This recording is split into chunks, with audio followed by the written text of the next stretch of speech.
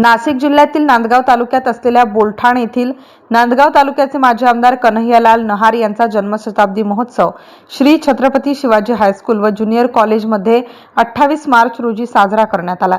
या कार्यक्रमाच्या अध्यक्षस्थानी बोलठाण एज्युकेशन सोसायटीचे अध्यक्ष राजेंद्र नहार हे होते, तर प्रमुख पाहुणे म्हणून स्वर्गीय कांताबाई भवरीलाल जैन कॉलेज ऑफ इंजिनिअरिंगचे संचालक R.G. तातेड, हरिभक्त परायण पुरुषोत्तम महाराज, सेवानिवृत्त प्राचार्य सच्चिदानंद भट, सचिव सुरेंद्र नहटा, लोकनेते कन्हैयालाल नहार आदी प्रमुख मान्यवर उपस्थित होते।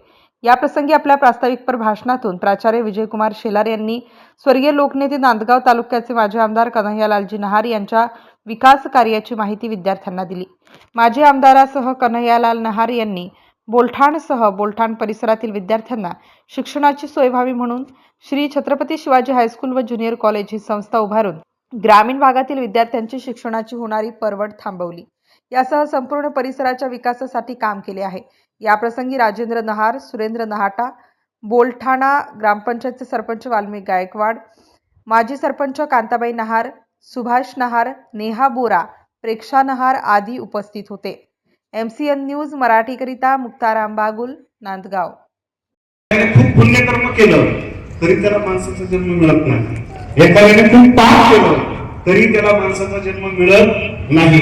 माणसाचा जन्म मिळण्याकरता त्याला परीक्षा द्यावी लागते। काय परीक्षा द्यावी लागते? पापाचं आणि पुण्याचं पाळणं सारखं व्हावं लागतं। पाप पुण्य समान समी तरीच पाळण्याची एक कर्मभूमी।